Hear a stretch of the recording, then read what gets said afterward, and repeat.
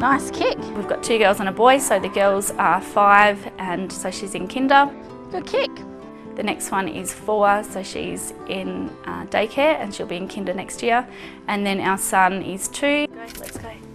Chanel Percy and her partner are trying to save a deposit for their first home, but she says childcare fees make it hard to put money aside. I work 3 days a week, plus then I study a university degree online in my spare time. Let's go. Let's go. Chanel is eligible for the childcare subsidy, but with 3 children, her family's out-of-pocket cost is over $500 a fortnight. Out of my income, it actually is over half of my fortnightly net pay. It's equivalent with our rent, which we all know that rent's not cheap. Morning. Well, today's a very important day. Because the Morrison government is making a $1.7 billion investment in the children of our future. About continuing to work. The government has now announced measures to ease the financial burden on families. This additional subsidy which we've announced builds on the existing system and particularly targets those families with 2 or more kids, because we know if you've got a couple of kids in childcare, those costs really start to add up. Under the plan, the government would provide a higher subsidy for families with more than 1 child in care. If the government now covers 60% of the bill, it would cover 90% of fees for all extra children. As well, the government would abolish the $10,000 limit on subsidies per child for families with incomes over about $190,000 a year. It's modest in its scale, but what it has done is target the worst out-of-pocket costs. I have to wait for tea now. If the childcare subsidy does change, if that were to change, then it makes it that little bit easier for us. Unfortunately, the government, I think, has done too little too late and have missed the opportunity for a proper reform agenda. Hello. Labor's childcare plan pumps about 3 times as much extra funding into the system and would help more families. We also don't want to see this as a welfare measure. This is about productivity. This is about enabling economic growth, and it's an equity issue when it comes to women's workforce participation.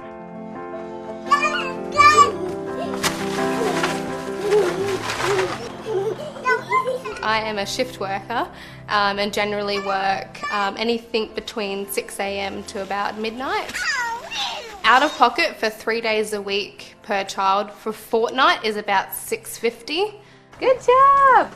Brittany Suter has returned to work part-time after having her kids.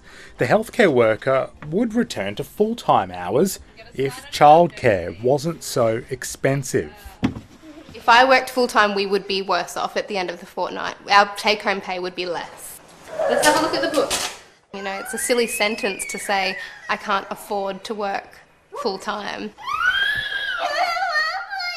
The government's changes don't start until the middle of next year. By then, Brittany will only have 1 child in daycare, meaning the Coalition's plan won't help her family. The new scheme is really targeting a very specific group of families, 2 under 5, and that's not realistic. We certainly think there would be big benefits to extending those subsidy decreases to all families in terms of female workforce participation and ultimately the growth in the economy. Good job. But cost isn't the only issue facing families.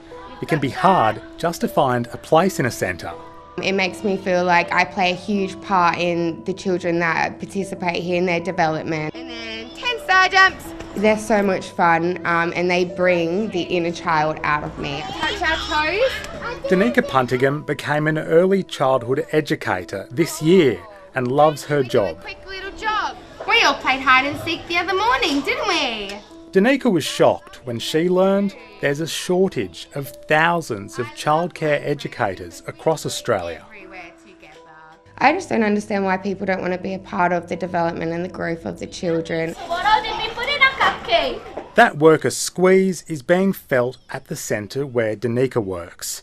It could take more kids, if only it could find the workers to look after them. Parents that want to put children into our services, we've got to put them on hold because we don't have the workforce that will supply the spaces that we need. Anne-Marie owns the Childcare Centre. She has a job ad posted online all year round, but a lot of the applicants don't have the right qualifications. The workforce shortage is a real shortage in our industry. I can't see it getting any better until we work out the reasoning behind why this is happening. The rules that govern the number of childcare workers a centre must have are complex and strict. Those rules spell out how many workers are needed to look after kids of different ages and their qualifications. All workers need entry-level childcare qualifications, half of them need a diploma or higher, and at least one needs a degree in early education. But within 3 years, the sector will need an extra 37,000 educators and teachers to meet demand. I'm very confident that the supply of the childcare sector will be there to match the additional demand which will come about from this policy. Tasmanian mum Chanel Percy has experienced firsthand the shortage of childcare places. I tried to enrol our 3 children for the extra 2 days that I would be working, and locally there just wasn't any spaces for our children. For the parents that are wanting to enter the workforce, perhaps for the first time or re-enter the workforce after having children, it could be really competitive just to get a place in childcare. Nice kick.